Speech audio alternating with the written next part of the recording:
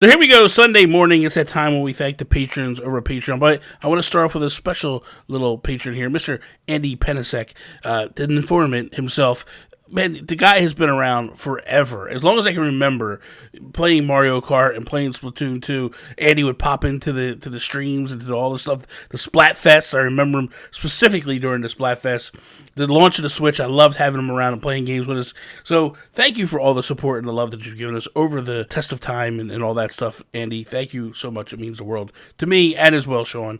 And then we're going to move right into our gold members, Mr. Brendan Myers, James Johnson, Ryan Turford, Coach Timbo, Dawn Becker, Nasty Boots, Mr. Joel Brooks, and by the way, welcome back, Joel Brooks. I apologize for missing you a couple weeks. I'm Jersey. We got you, man. We got you. I'm a dummy, you know that. And then we're going to finish it off with our Diamond Executive Producer, Mr. JB, Jonathan Brown, Purple Monkey Entertainment. Go check out his beats. Go check out his music. Now on to the show. They're breaking down all the news and they're making it nice. Good for a Kawa and Bowser, all their business advice. Gonna answer your questions, gabbing on and on. If you like what you hear, go check out the Patreon. The Nintendo Guru, yeah, his name is Bobby.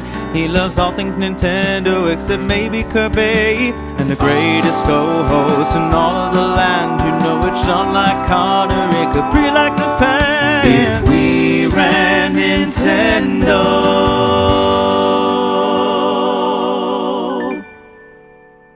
What is up, everybody, and welcome to episode 176 of If We Ran Nintendo. I am Bobby, the Nintendo Guru, joined by the greatest co-host in all the land, Mr. Sean Capra. The greatest co-host in all the land with the greatest cold in his throat and face, Bobby, this week. I feel awesome. I'm glad to talk to you, especially because we have matching Wawa mugs. We do. Wawa coffee mugs. We do. Look at us. Yeah. Almost like we were in the same place at the same time buying the same mug. Look at us. Look at us. Look at us. Who would have thought? Not me. Not me. It's not bad bit. Oh, Lord. Anyway. How you doing, man? You feeling a little Make me feel better. No, I feel everything sucks right now, man. Yeah, you're having it rough. My dog's dying. I've got a cold. Everything's not Sorry great. about that. Sorry about But that's that. okay. I gotta keep it light just to, Sorry about the keep dog. myself above water. Sorry about the dog situation, because I'm in denial about it Charlie's been around for quite a long time, and since 2008. Yeah, she's 11. Yeah. So I don't know, man. Who knows? Maybe the vet we took her to is an idiot. We're gonna go for a second opinion on Friday. I know. Yeah, Chelsea's like, I saw the X-ray. Yeah, you're just kind of wishful thinking at this point. Yeah, That's how I was when my boy Harvick died. I was just like, he had kidney failure, and I was just like, yeah, he's fine. He's gonna be fine.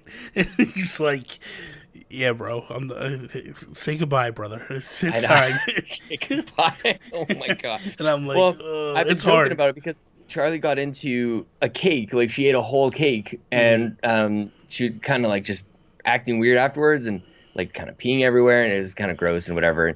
And the vets thought that maybe she was having like a diabetic reaction, in which case you just kind of like maybe give her a shot or something. Yeah.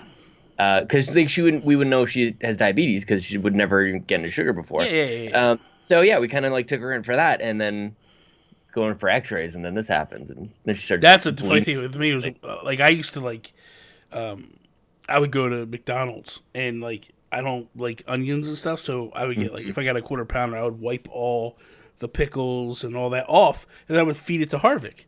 Didn't know the onions were horrible for dogs. Oh, are they? Yeah. Oh God, they're the worst. See, I'm like so weird, like because Charlie gets into everything and nothing kills her. Yeah. Like that's the thing. Like she's got like this iron gut, so it's just like, like Joseph was telling me, Babbitt was telling me about an incident with a grape, and I'm like, Charlie's had countless grapes. Oh, it'll kill him. It'll kill him, dude. She's good. She's had a lot of grapes. It's poison. It's like it ferments in their stomach, turns to alcohol. They die of alcohol poisoning. I don't know. And it could be like overnight. Like they could done.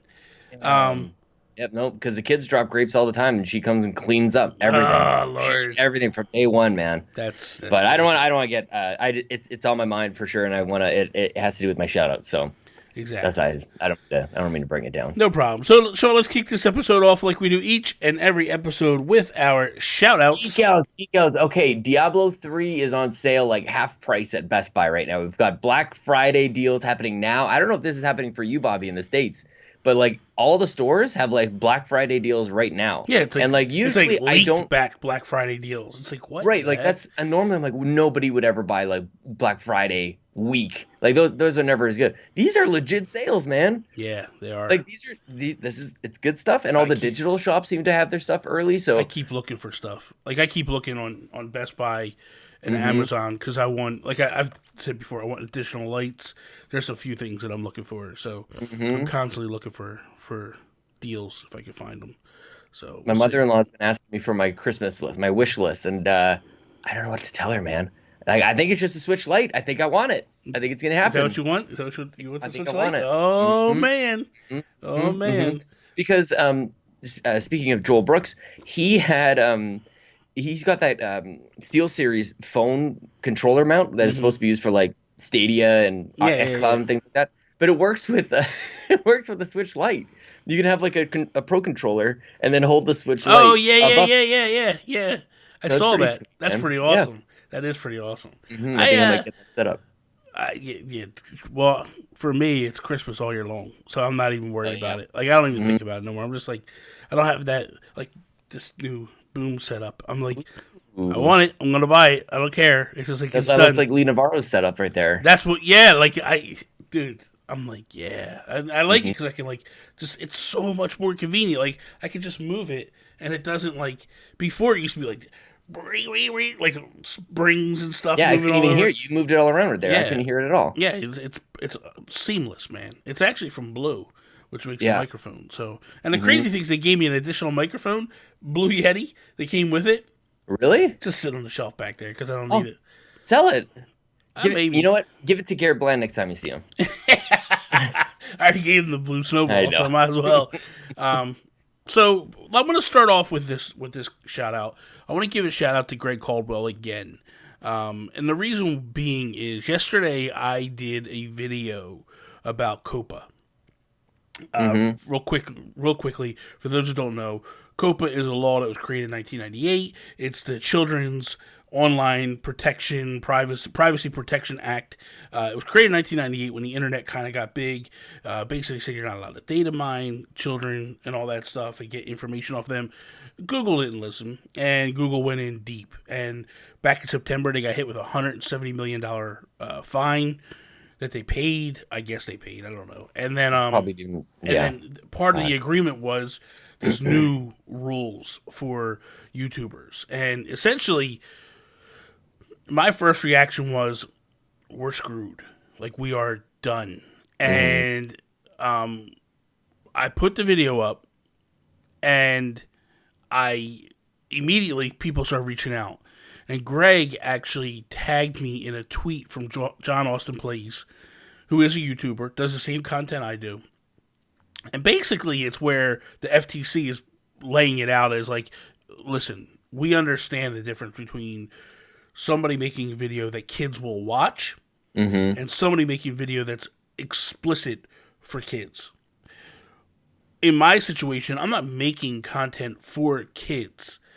Kids watch, I know this, but I'm not specifically going out of my way and trying to appeal to kids. Yeah. As somebody who has stuff on YouTube that is made for kids on the TV, on the Chromecast all the time, it's not you. No, exactly. And it's very clear. It's hard to say exactly, like bright, shiny colors, like short songs, like things like that. But where it was just so vague. The government was making it so vague, and YouTube wasn't helping at all. Because YouTube's like, we're not lawyers, we can't tell you. And it's like, yes, you can. You know what they're looking for. No kidding. I mean? They don't. What their problem is, they're trying to avoid a countersuit from YouTubers who do get hit with. But it's real simple. They literally have YouTube for kids. What do they mean? They can't tell you? Like they literally have a separate section. I know. But that's part of the problem. When they created that YouTube for kids, they were pulling data out of those kids, and it's no good, man. The whole situation is a mess. But anyway, January 1st it goes in, and I'll be honest with you, my first reaction was, well, the channel's done. Like, I don't know what I'm going to do. Like I don't have the opportunity. I don't have the risk, the ability to take a hit of $42,000 fine from the government. And on the backside, if you do say that you're a child program, which I initially did, I went back and reversed that decision. If I did do that, I lose comments, I lose all kinds of stuff. Like the community spotlight, where I can actually take a video and share it out to everybody in my community. Like, dude, it is so much stuff that you can't do. It's insane. Not even talking about like the money aspect, and the money's just like that. It's just a blip because I don't make anything off YouTube. But like, that's not even a big thing because it all trickles down to money. Because if YouTube can't sell ads based on me, then it just becomes this big issue. So they won't recommend you. They won't put you. You wouldn't even be able to search for my videos. I would have to basically share direct links to everybody that wanted to watch and hope that they went and watched. So then it would kill my views. And that's just a morale kick to the balls, honestly. When you spend time to put content out and then nobody watches it. And it's just like, oh, that's horrible. But like I said, Greg basically was like, hey, man, check this out. And I looked at it. I was like, this makes a lot of sense. I'm going to be okay. But the other thing I'm going to do is I think I'm going to put a PSA up before every video that this video is not intended for children under the age of 13. If you are under the age of 13, consult your parents or turn. Well, I'm not going to do that. I'm going to say just turn the video off now. Yeah, and at least that way I'm kind of protected because if that starts every video, they can't say anything to me. What are they going to say? I'll be like, hey man, I put it on there. What do you want me to do? Well, the funny thing is, if you do that, put all those warnings out, and then everybody comes to watch them, Bobby. That's my experience with stuff. It's like, this is not made for kids, and the kids go like, I will want to watch that. It's not made for me. It's taboo. I will go out of my way. Imagine? So, thank you, Greg. It's Greg got back-to-back shout-outs. What a mess, man. What a mess YouTube is. So that's why I'm geeking out about the brand new YouTube channel, Vimeo.com/Nintendo Guru. Everybody go over there. Listen, it might. Who knows? Well, you know what it does. Bell, whatever it is. And the thing is I just basically got into my mindset that I'm going to do one video a week, and it's going to be more to make people aware that we are streaming on Twitch every week. But also to get back into doing some video content and some fun stuff. So I am going to do a video this week, and it's going to be based around the 5-year anniversary of Amiibo. And very cool. Has it been 5 years? 5 years, man. 5 years. Wow. Oh my gosh. So I want to talk about. I think it was like Friday was the 5th year anniversary of it or something. And I want to just talk about like my experiences with it and what it was like, and I got some good stories for 5 years of collecting these things. Were we? I guess we weren't podcasting around when it launched. Oh, well, we were close to together. It. No, you and I weren't. No, I was with Toby. Yeah, you were Toby. Yeah, that's right. Well, yeah, that's how you guys met. That's kind of how we met and how it all started. You know what I mean? So shout out to Toby. Yeah, and Alan too. Which shout out to Alan. Alan actually has real internet now. Hey, look at that! It only took him 5 years. Whole country upgraded or what? It's just where he moved. I guess they put it in. You know what? Wherever. That's what William Wallace died for. You know what I'm saying? Exactly. Freedom. Yeah, freedom. Died on the cross. Freedom of the internet. Or wherever. Whatever happened. I don't know where I got the next two are a double whammy kind of together. Watch Your Girl and Miss Texan. Oh, no doubt. They've been coming to all my streams lately. Watch Your Girl's been at everything lately. But I got to tell you, man, I started playing this Pokemon game, and I thought that it was not going to do well for me. I thought, like, nobody wants to watch me play Pokemon. And, man, people have been showing up every single night. And I'm like, this is awesome. We did the raid one night, and that was so fun, dude. Joey Splats, JB, and Brendan Myers, and along with Watch Your Girl, all of us started raiding. I love it. It is so fun. Like, you just go out into the wildlands, and there's these beams of light shooting into the sky, and you go over to them, and you hit them, and then next thing you know, you give the opportunity. It's like 2 minutes, and if you fill your party quick enough, you can go on. Pretty seamless though. You go in, they join your roster, and then you go off and you start fighting gigantic Pokemon. and once you beat that Pokemon, then you have the opportunity to throw one ball to try to catch it, and it's just really, really cool, man. I love it, man. I'm glad you're enjoying it. Yeah, I'm having a blast. You're sticking with it too. Like, that's the thing. Like, I watch you go from game to game to game. I'm sticking with this one. I got nice. Now I have been playing over the weekend, right? So I played a lot yesterday. I got 5 gyms beat. I need 3 more, Oh my So gosh, you're firing through it. I'm gonna beat this game. I thought I heard that like if you mainline, it's like 20 hours. Like it's actually not too long, but there's just so much stuff to do on the side. That's every Pokemon game. Every Is it? I Pokemon didn't know game that. is not that long. Every Pokemon game is about a 20-hour game, give or take, right? But then to actually go in and catch the legendaries and do all the additional after game content, dude, I didn't even realize this. I think, and I'm probably misspeaking, and I apologize. I am not a Pokemon aficionado, whatever it is. Nailed it. But the thing is when you when you say that, I don't know whether you're being serious. I don't know if I am. I don't know if you did or not. But anyway, I think it was Black and White. When you beat it, it actually sent you. You could go back to Kanto and play the original Pokemon with updated graphics and stuff. Yeah. All over again. So you basically caught all your 102 or 103 in the one world, went back, and then you could catch them all again. And so it's there is reasoning to go back and play this game over and over and over after you beat it. But And which one do you have? Do you have Sword or Shield?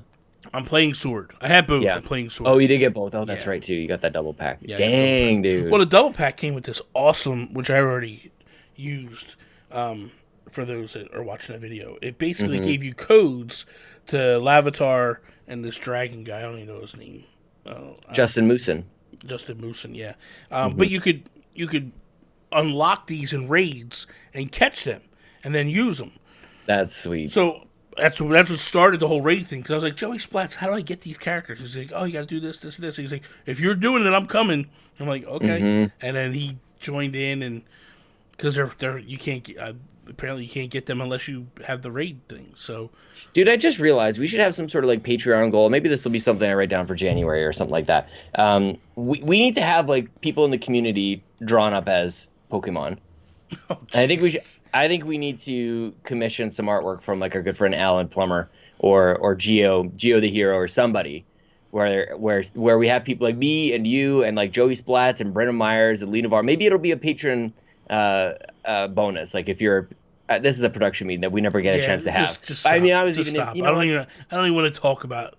It's a great idea. Shut up. You want people want taking it. it to something like this. Listen, every week I always come up with like this idea that I'm excited about, like you should do the Nintendo Drive, and then you say, no, we're not doing that. It's like I'm Preston over here. I want to play this game. You're like, no. Well, I'm writing it down, and that means it's happening. There was a moment. That was a thing that. What about you? You got any shout-outs this week? I've been thinking about it a lot, and I can't think of a better shout-out than to just everyone. I mean like droves. I mean like dozens of people who have reached out to me, both in response to my post on Twitter and also just directly in private messages and whatnot. People reaching out and letting me know that they're thinking about me and the family with Charlie. I joke about it a lot, but I'm really devastated by it. But I'm just really appreciative that people are reaching out with somehow like all of the right things to say. Like it's a really hard thing to approach, and I'm just really appreciative that everybody has taken the time to. And been very understanding that I'm just like, I just need to take a step away from stuff for a little bit. Obviously I want to do this. Like, this is such a great escape, but I'm just trying to figure out how to handle everything. And I just really appreciate every single person. I haven't responded to everything. Haven't really been looking at my phone or much lately, but I just want to let you know that I have now at this point, I've read everything. I'll get to responding to everybody. I just really appreciate everybody doing that. So shout out to you guys. Shout out to the community, because this is like, we're here for each other in the good times, and we're obviously here for each other in the rough times. And it's just one of those. Yeah, I don't want to get much more into it, but thank you guys, everybody, for reaching out. I appreciate it very much. As Bobby takes a sip, and I'm about to wrap up. Fine. So I'm good. Yeah. I got my timing down. I'm good. I was ready to roll right into it. I love it. He called me out for being a jerk, but whatever. No, I just wanted to. That's what you always do. You just got to be rude. I wasn't calling you out. So listen, last week we gone off the air, and you were like, "Oh, I forgot I wanted to bring this up," and then right after that, Todd Oxter sent a tweet about something that you wanted to do. But yeah. So the topic for this week is: if we ran Nintendo, would we continue with a subscription-based pricing for mobile games? I want to hear before, because typically I go into this whole spiel of everything, and I guess I could start with this. Is for those that don't know, Mario Kart mobile Mario Kart World Tour for the mobile devices. That got a subscription-based plan, and then Animal Crossing Pocket Camp got 2 subscription-based plans. One was for a helper to help you get stuff, and one was for fortune cookies. So what I'm curious about is your take first. Yeah, I want to hear I want to hear you rail against it and why you think it's a bad thing before I give my opinion on it. So sure. Well, I'll say this. It's a difficult place for people who are like hardcore, like Nintendo console or handheld fans to really evaluate from a true unbiased place, because we think of Nintendo games as like the experiences that we've had, but the mobile games are not that. Yeah. And so we're sort of applying this background and experience that we have with console games to a space that I'm not sure necessarily applies, and that's been kind of the argument back against us, right? Is like, I would never play Mario Kart Tour, like regardless of the subscription service. Like, I don't think that it's a good game. I don't think it's a good experience because I have a better experience on console. Mario Run, the same thing, although I actually kind of enjoyed it. But I think the general sense of Mario Run is people didn't like it. Yeah. And everything seems to be like this half version of the console. So it's hard to then compare it to what we know as value adds in the console space, which are like the subscription services that are there. So what we're saying is we're comparing like the $5 a month subscription for Mario Kart Tour to something like Game Pass or Switch Online, where you're getting the games like that. And I don't know that the comparison necessarily works, but I think that there is a sizable enough audience that disagrees with the approach that we should probably do something about it. I don't necessarily think that like the console subscriptions are what we should be comparing to. What we really should be doing is looking at Apple Arcade for whatever that is, $5 a month. You get all those games. Then how do mobile games kind of compete? I feel like that shifts things, not even just for Nintendo, it shifts things for everybody in terms of their monetization models. Like, why would you ever have any subscription attached to it when you can get multiple games on mobile on Apple for $5 a month? So that leads into a bit of my solution. But that's sort of like my take, is that we have to first establish like what we're comparing it to. I think you have to leave behind console comparisons because it's a different market altogether, different target audience, although there are people who cross back and forth. The only thing that people can say, and see, here's the thing. This is where it's a little different. Because I haven't played Apple Arcade. I don't really know exactly. Like, is the game completely unlocked on Apple Arcade? Yeah. It's like the whole game. Like, you get big beefy games, no ads, no. Although I'm not sure if there are further monetization models That's inside. That's what I'm saying. I don't know if there's don't in-game purchases, which is essentially what Nintendo is breaking down the walls for. They're going, hey, you don't want to pay us to buy these fortune cookies, which, by the way, are extremely expensive to buy. Yeah. If you buy them individually. But the one thing I want to say is, I wouldn't do anything. I wouldn't change it at all. And here's the reason why. We don't know what the hell we're talking about. Everybody that's complaining about this has no clue what you're talking about. Nintendo tried to appease us with Mario Run. They did the free to start thing, and then they were like, here you go, $20 unlocks or $10 unlocks the entire game. And everybody lost their minds about it. Not us, mobile gamers. And I think Nintendo learned very quickly this is a mistake. And we're trying to change the way mobile gamers enjoy to play games. And this is what they're into. This is the way they're used to playing. We're just going to go in now and try to make a little money off this. The other thing, too, is Nintendo has also contacted Lost Dragilia and actually the makers of Animal Crossing and was like, listen, we got to figure out the pricing structure. We're charging our customers too much money. So they've actually cut back some of the time lengths and different things to cut down the costing because they don't want to beat people up financially. So, but it's probably just not converting. That's probably what the data is saying, that they're charging too much. It's probably not converting as much as they'd like it to. Like, it's not as they were making impulse. a lot. No, they were making a lot of money. A lot of money. Like, oh, really? Oh, God, yes. On Animal Crossing? On Animal Crossing and on Lost Dragilia and Fire Emblem. Fire Emblem I knew for sure. And they Yeah, went that's to the one that them and was like, "Hey, let's cut back the in-game transactions a little bit," to the point where the developer Lost Dragilia was like, "What? What are you talking about?" Like, yeah, no kidding, everything's working. Yeah, but So there's two sort of models that you kind of have brought up here though. Like there's the game model, like where you actually like pay a dollar amount and you get a game, and then you get almost more of like a service type of model, like this ongoing thing that's going to try and drip feed dollars from you like until the end of time. Yeah. And as Nintendo, like I kind of wish that there was a space for both, and maybe that's something that we can talk about. Like how do you introduce one, or how do you have both exist within the same kind of mobile ecosystem? Because Animal Crossing just announced, this was before our last show, and we didn't end up getting to this, but they sort of quietly announced a new monetization model where you have a new paid membership called Pocket Camp Club, and it's actually launched just a couple of days ago as we record this, so it's now available. And it says in one plan, you'll be able to appoint one lucky animal as your camp caretaker and get some extra help around the campsite. Yeah. So essentially, like, you don't have to be doing all the nitty gritty stuff while you're away. You can come back to your game, and then your campsite will be cleaned up, and a lot of the chores will be kind of done for you. Yeah. In the other plan, it says you'll be able to receive fortune cookies and store your furniture and clothing in a warehouse. There's 2 different plans to choose from, and we hope you'll enjoy Animal Crossing. Blah blah blah. So these are service-based things. Mm-hmm. These are things that it's not necessarily like you could ever buy that game, because they want you to like kind of stack on top of it. But it does feel like DLC in a way. So kind of what I wanted to throw your way, Bobby, is there a space for a Game Pass type model on mobile for Nintendo games? Because we know damn well that there's not going to be a Game Pass model on console. They're never going to do first party releases day and date on Game Pass with like a subscription like Xbox has. But I was like, perhaps mobile is the correct space for that. I don't know how. See, here's the thing. It's very similar to.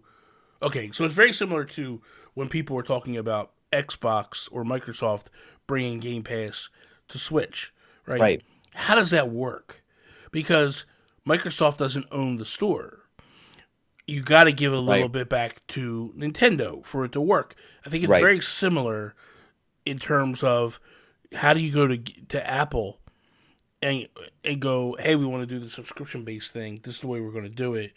And it's one of the I think it's still based on your Nintendo Nintendo Online account. Like, you're signing into these games all the time, right? So if you buy it, but what online, I'm saying is I think it gets very tricky, especially with Apple, because Apple is very Nintendo-like, and where Nintendo's very Apple-like, however you want to word it. But I think that Apple will get very pissed off if you're going around the corner to take money out of their pockets. They're going to lose their minds on you and basically kick you off the service. Right. I think that it's very touchy. I don't know how all the inner workings behind, because here's the thing, right? So Tui just put out Night Fright, right? And that didn't go on to the Apple Store. I don't even know how you get in to this Apple program. I think they have to invite you, more or less. Like, I think you need to present it, and then they go, okay, we want this game on there. Which actually does shock me that they didn't go to Nintendo and go, hey, but it also almost feels like they want real games there, in terms of like not these little quick, and when I say real games, I mean in terms of like they don't want these shorter experiences, they want these bigger experiences. Yeah, they're meant to be played on almost like Apple TV. Yes, and maybe that's a critical part of this conversation. And I think that's where it's a little different, because you're not going to play Pocket Camp. Pocket Camp is for you jump in for a couple minutes at the doctor's office, do your chores, and get out. You're not going to do, you know what I mean? Like, that's the thing. Like, and I think Nintendo doesn't want to get into that realm of giving people the opportunity to have their Nintendo games on the TV, because then we start competing even more so against ourselves. Yeah. Against Switch. You said it earlier, and you nailed it. And I think that's the part that people lose. Yeah. And when I say people, I mean Nintendo fans. I think they lose the grasp of these mobile games are not for us.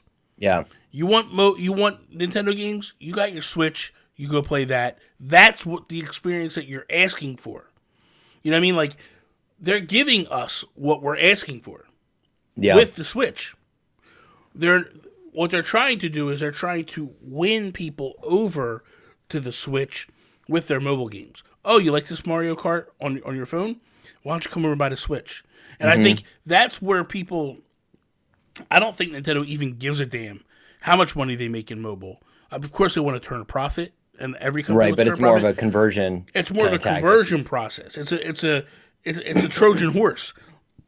Let's get them in here. Let's get them enjoying it, and then we go. Oh, by the way, here's our thing over here. Yeah, and it's a thing too where it's. There was a time when little kids played Nintendos and DSs first. Right. Now they play mobile games all the time. Well, and that's kind of what I wanted to get into a little bit too on this topic is like before the two pillars were handheld and console, now it's mobile and console. But at least like I feel like the console audience could argue and accept that the handheld games were at least good. Yeah. Like you had some really great experiences on not even like you had countless great experiences on Game Boy, DS, 3DS, all the rest. Yeah. And it's just I guess that's the part that's missing for a lot of us is like, why can't we have good experiences on mobile? Like, what is it about the mobile platform that just goes like, you're going to get a somewhat objectively crappy experience of these games? Like, just totally simplistic. Like, why can't they be good games? Yeah. I don't understand. Like, and I kind of Nintendo is further along in this market than anybody else is. Like, Xbox is not after this. PlayStation's not having like God of War on your phone, or like a version of it, like God of War Pocket. So Nintendo has this ability to sort of like flesh out this two-pillar approach that they've always had, but in a mobile market. And so I guess the wrap up that I have here is I wish that they do have an opportunity to have like almost handheld quality games that we're used to, and still have these just cheapo, like gotcha mechanic kind of stuff that we're seeing with Pocket Camp and Fire Emblem. Like, where is the games? Like, why can't we have the games on there as a second option? I think the answer is real simple now that we're talking about it. And I think what you do is you don't have a virtual console on the Switch. Why not create a mobile virtual console? Oh, my God. Bobby said it. You just basically offer people the ability to play Pokemon, like play the Game Boy, do Game Boy Advance games on it, and give people the ability to play. Because I think that, to me, is a bigger home run. Because you would then be able to offer this service of like, hey, if you buy Nintendo Online, you get this for free. And that's what I'm saying. Like, that's how you'd handle the going around Apple thing. Like, if you got Switch Online, then you just log in and you get it. Like, the game would be available to anybody. Whether it would be like just like what we're used to with Switch Online right now, where it's an app, but the games are inside of that sort of thing. Like, same idea, I think, with Apple. And maybe you do something where you go, listen, this is what you do. It's if you have and I think the workaround for Apple is you go, if you have Nintendo Online already, so you and I have Nintendo Online for our Switch, you have to pay $1 to get the app on your phone. Right. Then everything inside is unlocked. Now, if you don't have Nintendo Online, the app is free, but you have to buy the games individually.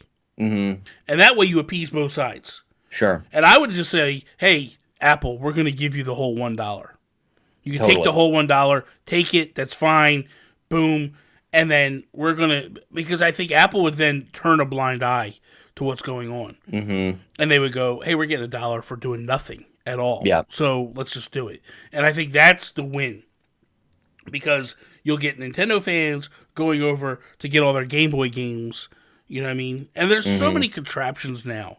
Like you were just saying before, Joel Brooks has that. Yeah, man. That control. You could actually just hook a Bluetooth controller to your mobile phones, and you could actually just have and play games. Like, could you imagine playing Link's Awakening on, like that? Like, the old that's the way to do it. Version? Like, that's the way to do it, And I would go Game Boy Advance, like those games in there. And I think that Nintendo could, honestly, if you pumped out, like, 2 games a week. Just start off with, like, here's 30 games, go, and we're going to put 2 games a week. And just start pumping in these games. Because I think about, like, Square Enix. they do this a lot, where you can play a lot of old Final Fantasy games on mobile, and a lot of people do. They go back and they play these games, and I think if you do this, if you bring back these classics, that's the answer you're looking for. I think that fixing the current mobile market the way it is for Nintendo, leave it alone. Like, trying to find this Band-Aid for something that we think is a problem is a problem. Yeah. It's not a problem. It's a problem for us because we're hardcore gamers, air quotes. Yeah. But for Nintendo and for mobile gamers, it's not a problem. They love it. They play it. That's how they play. That's how they consume their mobile games. Yeah. If anything, I think if you were to go to like Animal Crossing Pocket Camp players that aren't Nintendo fans, like in terms of like hardcore, this is probably something they really like, the idea, because the fortune cookies are so hard to get. And they're so expensive in the game for in-app purchases that this just makes sense. This is just a better thing for them. I might be wrong, but so for me, I think you're right. For me, just such it's a big like topic. So for me, you create a different narrative, and you create something totally different to get people in. Yeah, and then you're appeasing both sides, because if you're telling, if I was to say to my little brother, "Hey man, you want to play the original Super Mario Brothers?" They had the game, or if you want to play Super Mario Bros. 3, because there was a Game Boy Advance version of it, right?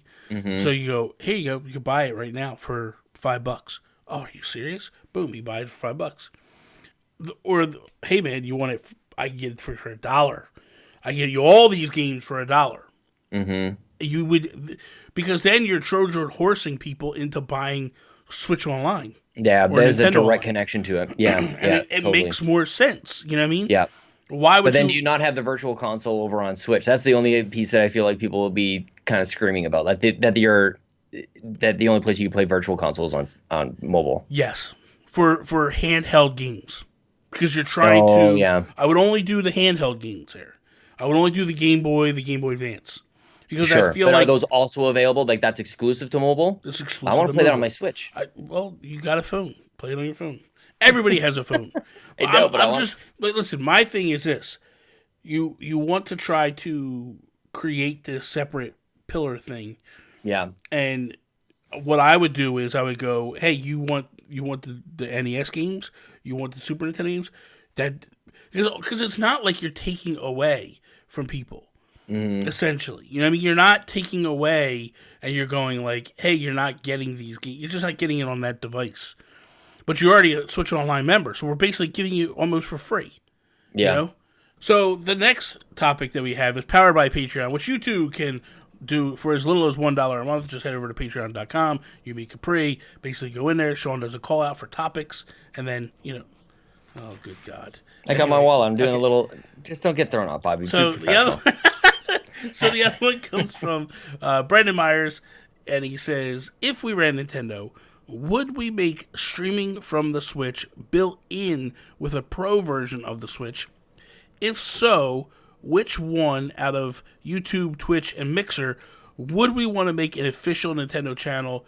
I'm sorry, he's saying which one would you want? And then he said also, would we want to make an official Nintendo channel where we even host our Nintendo ambassadors and promote our games? Is this where we can also have the Treehouse streams? So, bunch of questions thrown into this one to start off with. Man,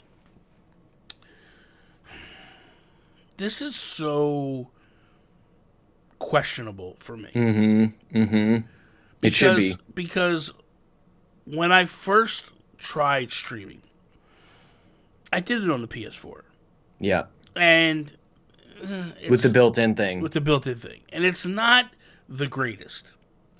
It's there. It's convenient. It's nice. Okay, you give people a quick and easy way to try to figure out, do they want to stream? There's a couple problems here. One, there's no camera on the Switch. Right. Which the PS4 and the Xbox both had cameras. You didn't have to get them, but you could buy them and you had the option. So that also opens up something like, do you then sell a camera that people could put on top of their TV or on top of their Switch so you could stream that way? So that's number one. Number two, it's a whole lot of tech that you have to put into something that you're trying to keep relatively cheap. Yeah. So for me, as a streamer, as someone that does stream, I don't want them to waste tech and money and space on something like that. Right. Additionally, I don't even know that is something that they could put into a mobile device like that. Right. I just think it opens up a can Like of worms. a built-in capture device. Because essentially, like, the way that it worked for PlayStation and Xbox, the reason it's able to do it is because they had built-in, like, DVRs in them where they're recording at all times, like where you can record and share things like that. And I guess to a degree that is in a Switch, because you can record your video, you can do your screenshots and everything. You got that share button. So I think from a tech standpoint, you might be close to being there, but I think more of it is like, do you want to do that? Like Xbox and PlayStation from the get-go, they wanted to have people playing their games and showcasing their games to all of their friends by streaming. But at the core, and whether or not we agree with it or not, like Nintendo doesn't want that. Like they didn't, at least at the start of the generation, they don't like people streaming their games. They want people to buy it and experience it on their own. They don't want people experiencing it by proxy. By going like, oh, I watched Bobby play Pokemon, now I don't need to buy it because I have experienced. What they learned very quickly was, and that wasn't the case. So from talking to people like Rogers Base originally, the idea was, it wasn't the fact that they weren't into streaming. It was the fact that they were worried about if Joe Schmo gets on and he's streaming at such a low quality, does that turn people off? Good point. Because they want their games to look at all times a certain particular way. Right. Example, when you go to E3, right, they didn't want you to record on the screen. They want you to have someone playing in the picture, so that way you could show people this isn't a true presentation. Because gamers, I mean, I don't know where Nintendo would get this idea. Nintendo thinks that gamers are fickle, and they would get really upset if the thing didn't look a certain way. If it doesn't look perfect, and if you're trying to say that it's perfect, but it's not. And if you go, this is what the game looks like, and it's a screenshot that someone took with a camera, and it doesn't look to perfection, man, I can't imagine fans getting upset about that. Me neither. Really, but that's what Nintendo's afraid of. Nintendo's afraid of that kind of backlash. So that also lays into this. If people are streaming on a Switch and they don't have the best internet connection because they're out in the park and they're going off of their phone, does that then go, we don't want that type of stream out there? Now, they have kind of repositioned themselves where they do push a lot of their content creators to do, and a lot of their newer ambassadors are streamers. Selected partners and things like that. A lot of their new ambassadors are streamers now. Miss Click is probably the newest of them all, and they don't necessarily go after the YouTubers as much as they used to. They seem like they're leaning more towards Twitch because I think they realize that this is actually something that's viable for them. So for me, if I was in the boardroom, I would be talking against this. I feel like what we offer with the video clips, the 30-second, whatever it is, 90-second video clips that you can offer, I just think that's good enough. For what we're doing. I just don't know that, if I'm sitting there and I'm going like, if they said to me like, hey, you have the choice of a bigger hard drive, more power, because it's also money. It's not just space. Right. Yeah. Every time you add something in here, it's a trade-off. It's a trade-off. So it's like, do we put? Because here's the thing, you might be able to go $400 and sell a Pro at $400. You're not selling a Pro at $500. You're not selling a Pro at $600. And I don't know the costing, but if it's me and I'm going, we need to get this thing at $300, and we don't want to go higher than that, do you come in and add a streaming device, or do you add, more power to the thing? And to me, you got to add more power. I think that's clear. I think the other question is, do you want to turn your entire audience or a large portion of your audience into streamers? And I don't think that you need to do that anymore. I don't think you need to really go out of your way. To your point, you don't need to make that trade-off.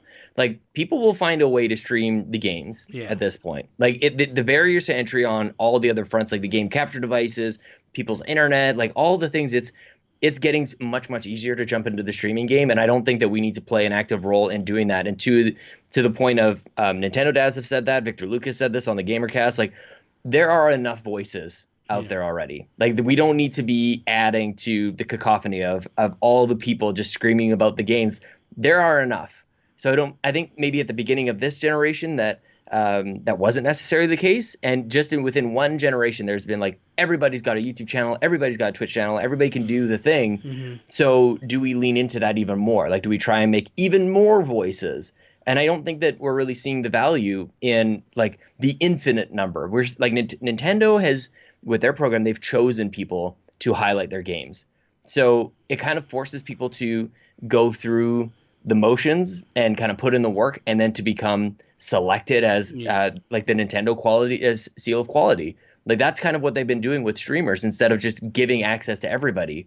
And it's this really interesting dichotomy, I think, of the games are for everyone, but not all the things are for everyone. You know what I mean? Like, the games are for family, they're for kids and everything, but they're still very like particular and exclusive about certain things. The way you talk about the quality of in which the games are presented, like, they're still very particular. And I think that is maybe part of the Nintendo magic that I wouldn't want to lose. So I'm not even going to get into choosing YouTube, Twitch, or Mixer or anything like that. Well, I think I'm with you. Well, what I would say is this, though, because I don't want to leave Brendan too out there. As a streamer, as someone that does do this, before I streamed and I had no clue how to get in, was it cool to be able to stream through PS4?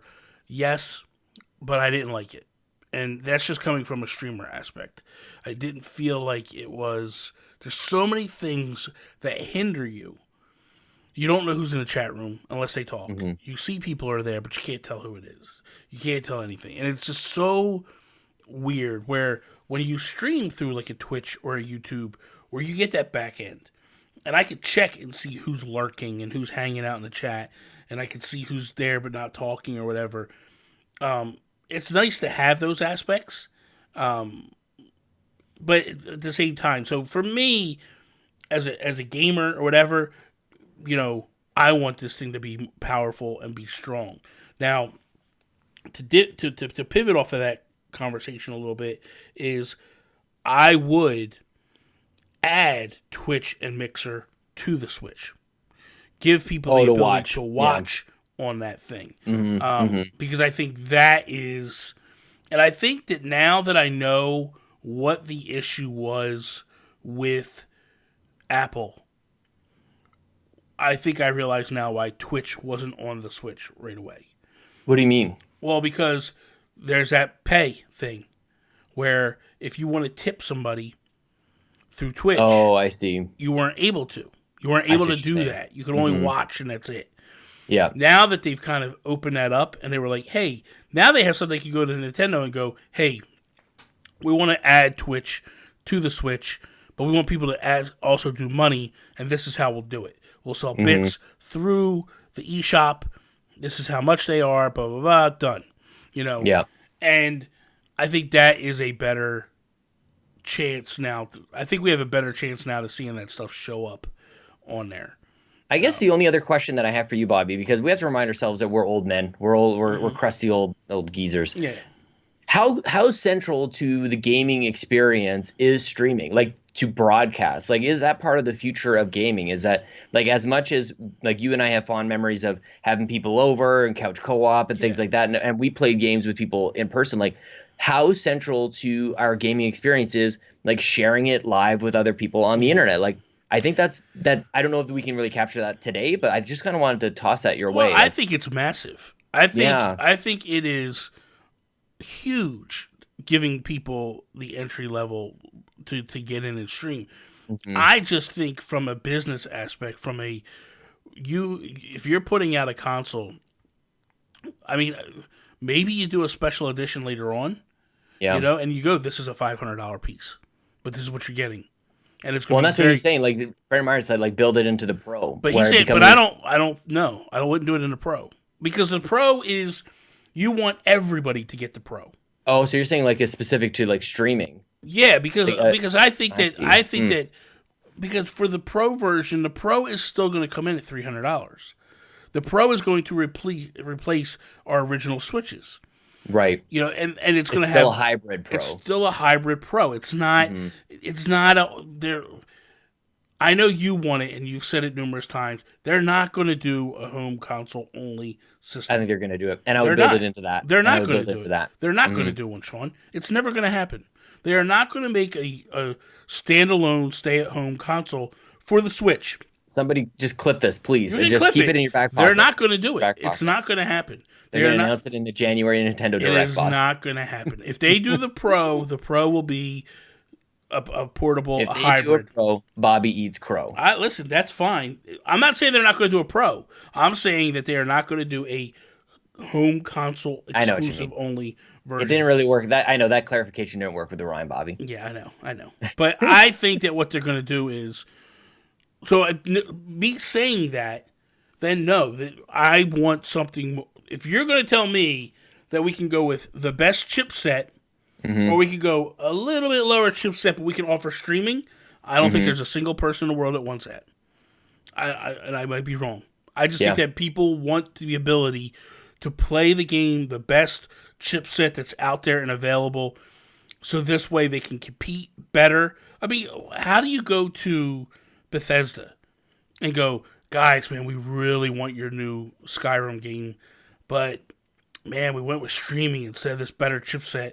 Is there any way you could scale this down? And they go, there's no way we could do it. Yeah. And it's like, now you hurt your company in order to help a small pocket of people that would want to stream.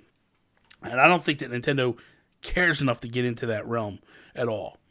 Well, I'm glad you brought up the tech side of things too, because I think we've almost gotten spoiled with Xbox and PlayStation that's just available, that we probably haven't put any thought into what tech and hardware made that happen. Yeah. And if anybody's ever tried to play a game on their PC and stream it from the same time, you can see the dip. You can just see the performance just go like you got to drop your setting, you got to drop everything.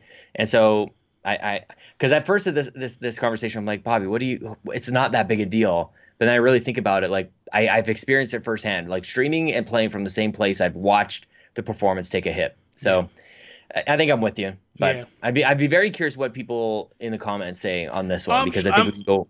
I'm very curious where people are in this and how important it is to them. Because for me, it was never important. You know what I mean? Like, I tried streaming with the PS4, but it wasn't important for me. It was just like, this isn't how I want to stream. This isn't what I want to do. And I was just like, it's cool, not for me. You know what I would do as a wrap up to the topic? I would partner with Elgato or some sort of like Avery or whatever the other options are for game capture devices. Have a Nintendo specific one and get people, because I think there is something to be said for getting people on their way to stream. Yes. So have a Nintendo branded like capture card or something like that, and with a kit and everything that takes them through it in a very Nintendo way, but keep it separate from your system. Then you have something else to sell. I'm all for partnerships and trying to get the word out there that Nintendo is trying to do that, but I just think that for a specific built-in, it's just not the way to go. I mean, they don't even have built-in like LAN internet. Like everything's on Wi-Fi. Exactly. And it's like, that's another thing. You know that with streaming. Dude, you can't. It's Don't stream on Wi-Fi. No, people. Man. Like, I did that when I first started. Oh, crap. So bad. So if you're not hardwired in when you're streaming, forget about it, dude. It ain't happening. And, by the way, you need to have really powerful, internet in order to stream at a good quality without. Dude, I have in my area the best internet available, and I still struggle to stream at times. I know.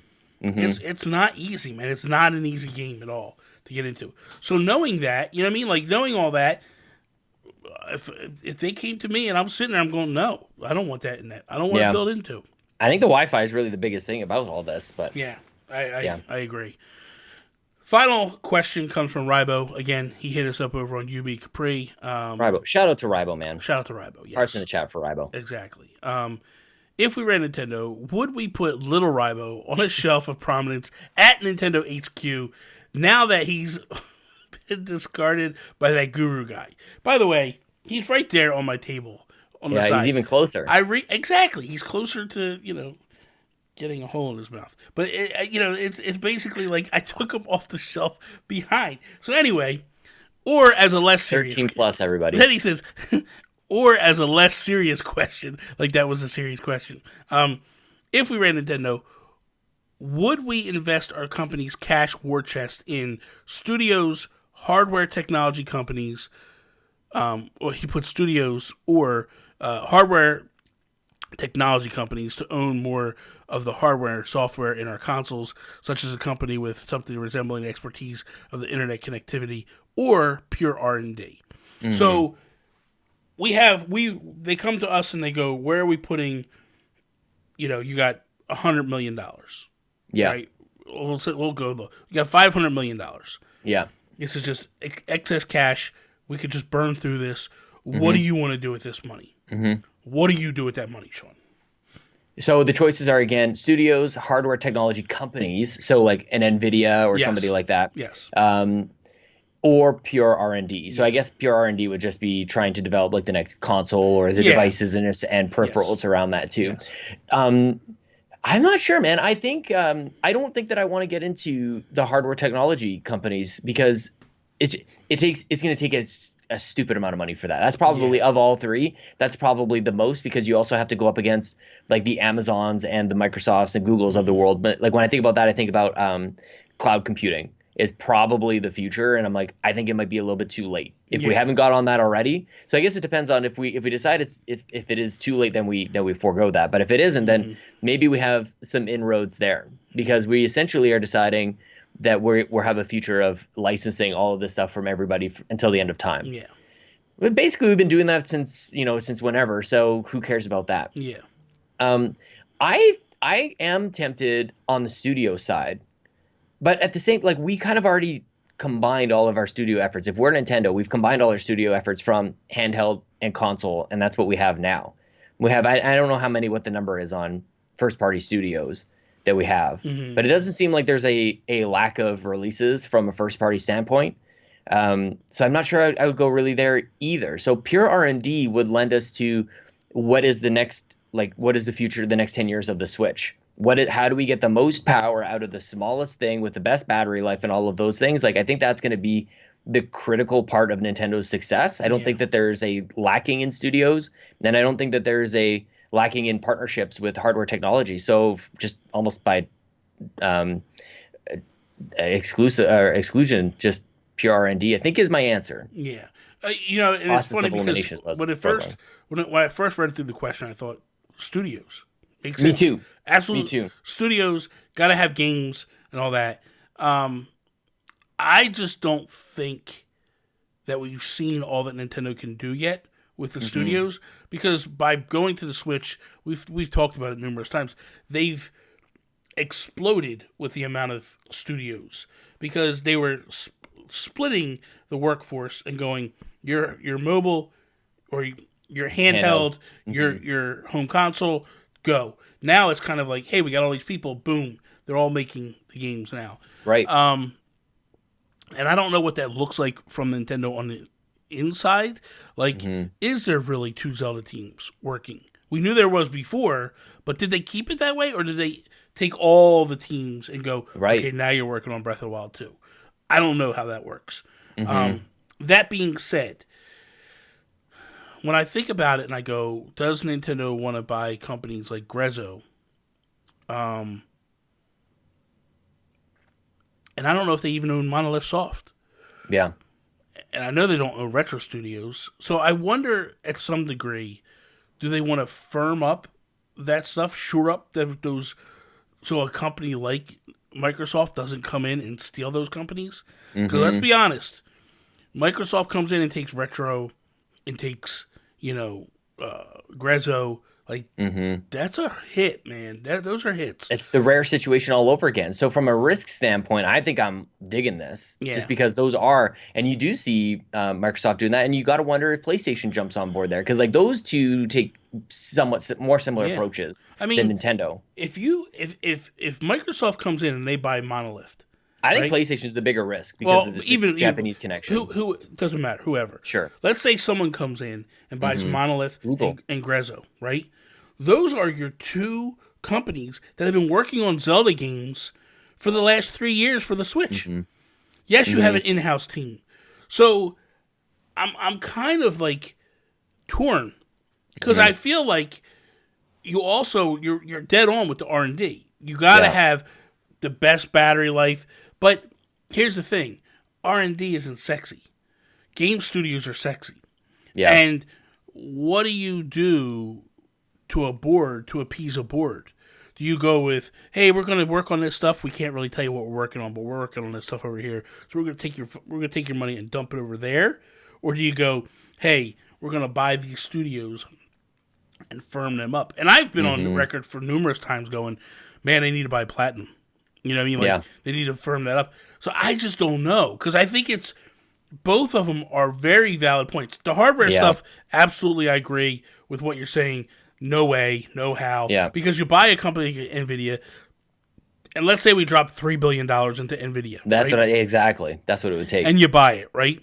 Nintendo does have the money, I believe, to buy a company like NVIDIA. There's no doubt in my mind.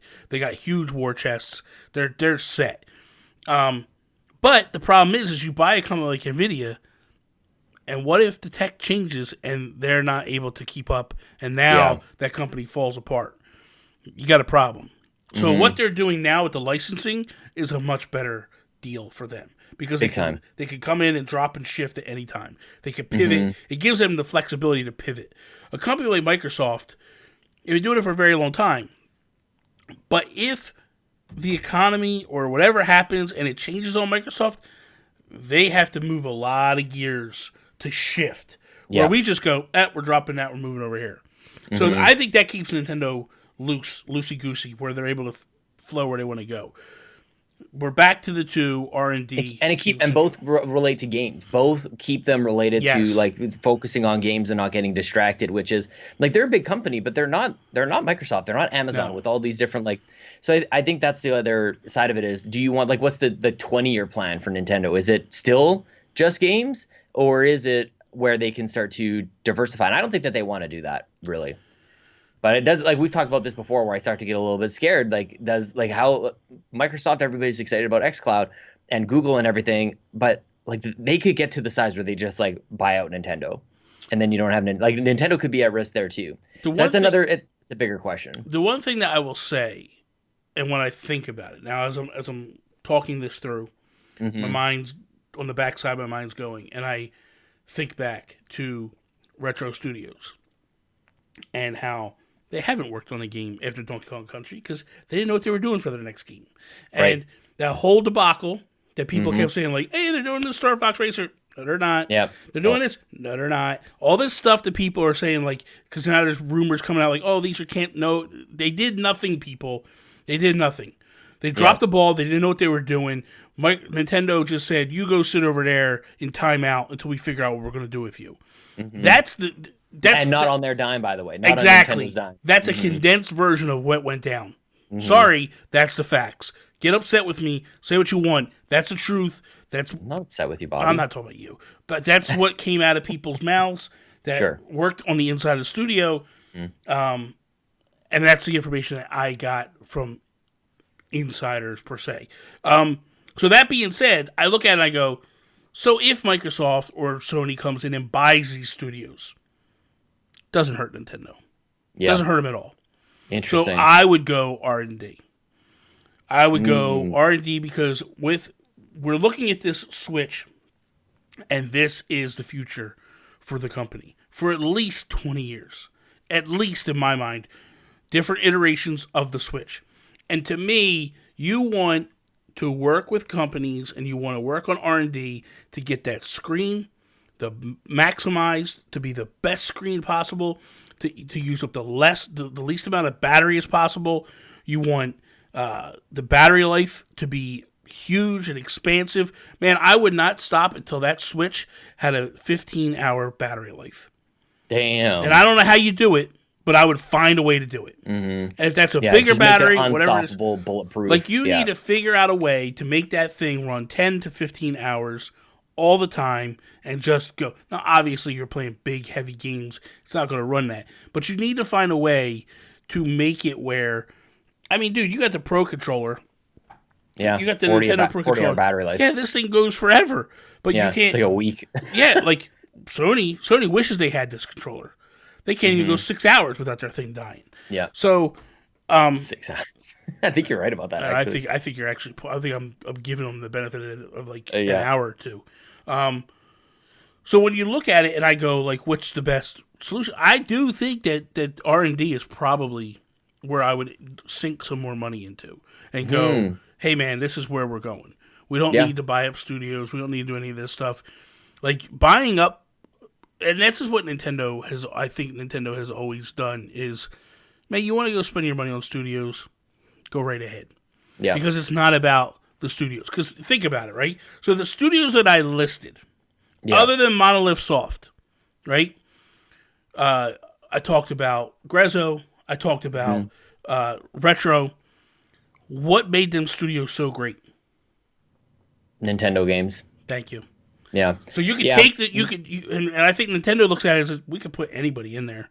Mm-hmm. We can put anybody in there, throw a couple of our developers in there to oversee it and watch it, and it'll be fine. So we don't need to mess with it. Yeah, get Yacht Club games on it or something like that. Yeah. I think the thing that the only comparable is Rare, and I don't think that exists right now. Like, I don't think that they're in a situation where they have a company like Rare creating like the most iconic games for your system. Like everybody knows the 64 for the Rare games. Yeah.